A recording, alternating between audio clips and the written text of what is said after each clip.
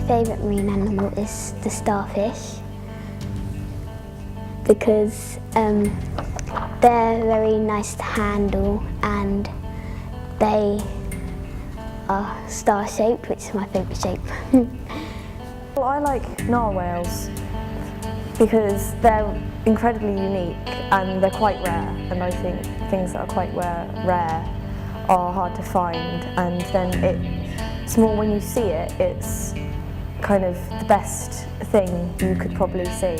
Something so rare and something so imaginary is right there in front of you. I think it will be the octopus because they're really cool and they can fit through holes about this big, and they can break through shells of crabs and many things like that.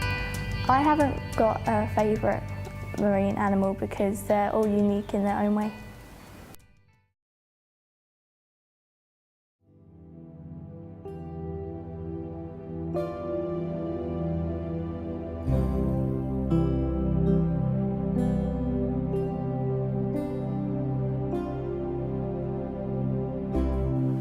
The sea is vast. We live on an ocean planet, and how do we protect it? It's really, really difficult. I mean, this is the challenge that we have. We have gone around and, met the challenge of protecting the land to some extent. We've protected 12% of the land.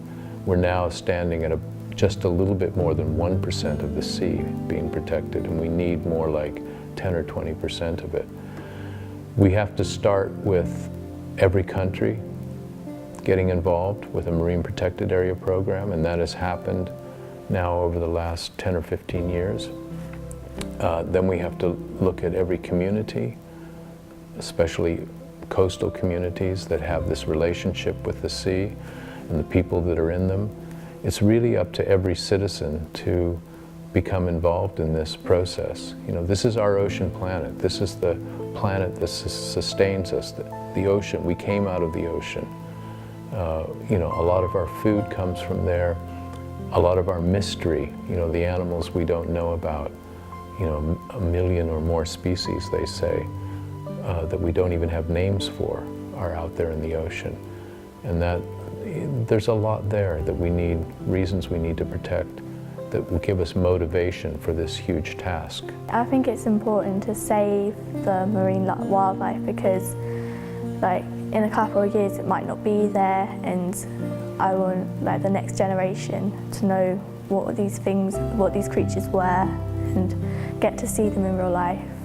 And it's important now as well because, it's making the world what it is today. I think we should conserve marine wildlife because we eat fish which is in there, and if we eat all of the fish then there will be no more fish to go around. So if we conserve it, we could eat it very slowly and it would still be breeding and we'd get more fish.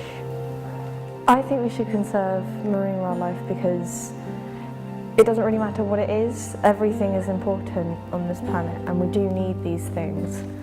Because if we let, say, tuna breed for a while, then maybe we'll have more for in the future so we can eat more in the future.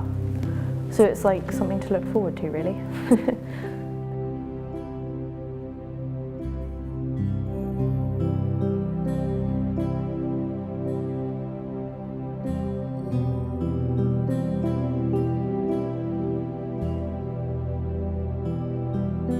Marine protected areas are a piece of the sea basically that's protected from damaging activities. They're not no-take areas. We're not trying to stop people entering the sea, but what we're trying to make sure is the marine life is not actually damaged.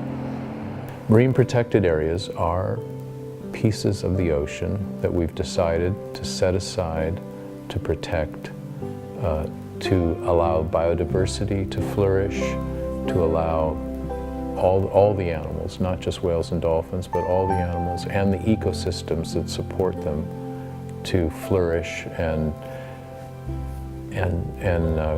so that we have a future for that part of the ocean.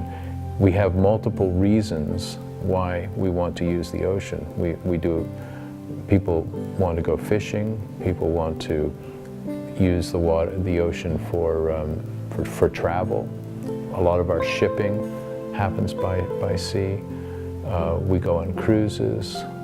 You know, we do lots of things in the ocean. We also are getting oil out of the ocean from deep sea wells, and we're getting energy now. So we have these mixed reasons for using the ocean, and I think that if we zone the ocean, we will be able to do a lot of these things.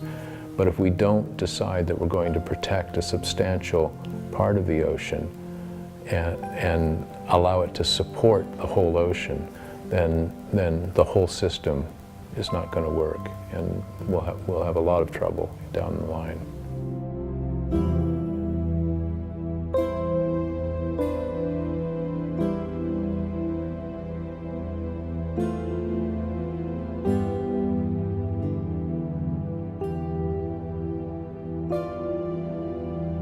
Well, the most important thing with marine protected areas is to take the pressure of human activities which might damage marine wildlife off them. Now, what that means is that if the pressure is mobile fishing gear, which is by far and away the largest pressure on the maintenance of biodiversity, or if the pressure is, for instance, contamination in the sea, whatever the pressure is, to reduce it or try to take it away. The UK is in this exciting process of figuring out what pieces of water it wants to create as marine protected areas. And you know, we at the Whale and Dolphin Conservation Society are looking at the whales and dolphins all around the UK. You know, we have different research programs that are going on with Rizzo's dolphins in the Hebrides, and with bottlenose dolphins for many years in Scotland and off Cornwall originally, and in Wales, quite a few programs in Wales, and Rizzo's dolphins and minke whales, harbor porpoises. And so we've made maps of where we think the important areas are. Other groups interested in sharks have focused on where the basking sharks are and some of the other sharks.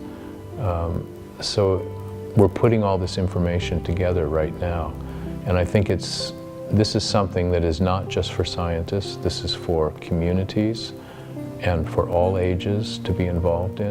Marine protected areas are just one of the tools that you can use for marine conservation. That's about protecting the marine environment. Marine protected areas give a little bit of space for wildlife. They're areas where there shouldn't be lots of human activity. They're areas where there is a sanctuary, basically, for young animals, young fish, a place where wildlife can actually recover and replenish the marine environment. We hope, around the UK at least, that we'll have a network of marine protected areas in the next few years, and that they will actually be protected, and damaging activities such as scallop dredging will be stopped. What's really important is that we don't have paper parks. What's happening around the world is we're getting marine protected areas established, but we aren't managing them. What you have to do is to look at each site by site, and actually stop very damaging activities. We still want people to have access, want people to enjoy it, we want people to carry out sustainable fisheries, but what we have to do is to stop those activities that actually damage the seabed or catch dolphins and whales. Well, once you've taken those pressures off, once you've taken away the activities which damage marine life, the marine life, if it's been damaged, should recover, or if it's not been damaged, should be able to carry on with its own natural variability, with the sort of changes which do occur from year to year, and then it'll flourish, and then we'll have as close as possible to natural marine life in the marine environment out there.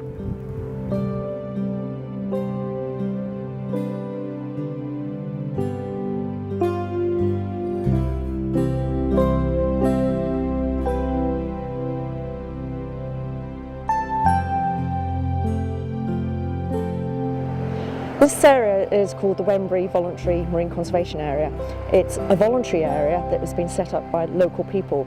About 25 years ago, local people were very concerned about lots of school children coming to the beach, and literally they would go out on the rocks with a bin bag, collect what they could find, then take it back to the classroom to actually see what they could find in rock pools. And the local communities here could see that that was actually doing a lot of damage to the local environment. So it became a voluntary marine conservation area. And basically now there is a warden here during the summer, and they basically supervise school visits and ensure that children really appreciate what's here on the beach and on the rocky reefs, but they don't do any damage. But also they go away with a message to take home, that everybody can do their bit for the marine environment. Make sure you buy the right fish, buy locally sustainable sourced fish. Don't leave your litter on the beach when you come for a barbecue. Think about what you flush down the toilet, because whatever you put in the toilet often ends up in the sea, and quite often we come across things wrapped around seals' necks or birds' necks. So that's part of the message of the local area here. In addition to that, around the corner there's an area that's very important, and that has been put forward as a recommended marine conservation zone. That would become, hopefully, a statutory marine protected area. So rather than people voluntarily persuading people to do the right thing, there'll actually legal instruments will be brought in to ensure that the most damaging activities are stopped in the area.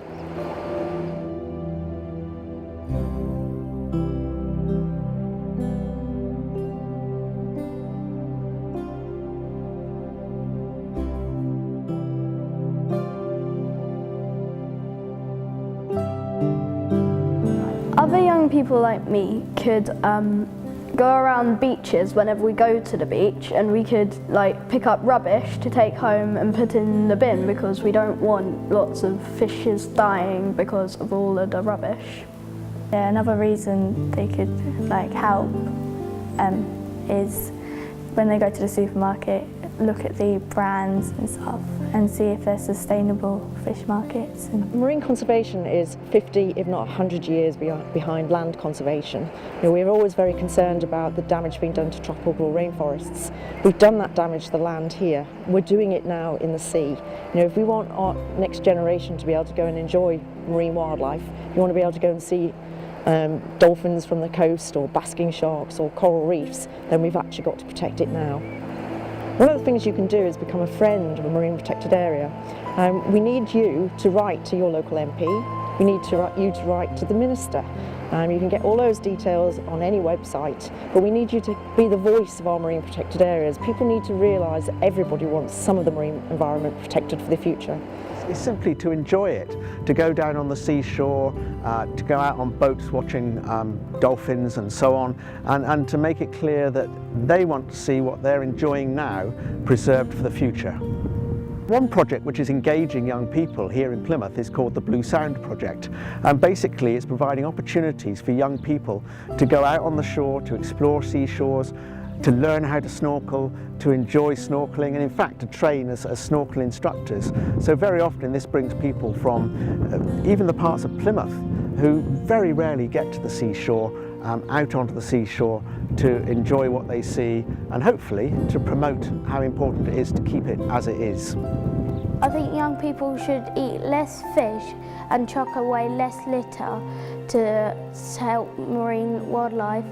And I think they should also, sometimes they should get up in a group with their friends and sweep across the beaches so all the litter gets taken away, so no animal can get hit, because sometimes these turtles, because they like jellyfish a lot, if you chuck a plastic bag away, they will swallow the plastic bag instead of, because they look very dissimilar when they're in water because they go with the current. Well, anything from picking up litter anywhere, mostly on the beaches, or learning more about animals so they can understand what's happening to the endangered species. Something like that, it would really help. There are a number of things. One would be to help with beach cleans, to go out to help. These periodically happen in different parts of the country. There's a lot of garbage that comes in from the sea, but it's also people that are going to the sea that leave it, and then it can be carried back into the ocean. That's a kind of starts to develop your connection to the sea. You could adopt a dolphin or a whale. Then you're thinking about that particular whale or dolphin and where it goes in the ocean, what place, what is its home. It's really important for every person living in the UK to take an interest in this. This is the future. It's going to be decided over the next year or two. So it's, if you care at all about the ocean and what the future is going to be like, and if you want to have whales and dolphins visiting and other animals, then get involved.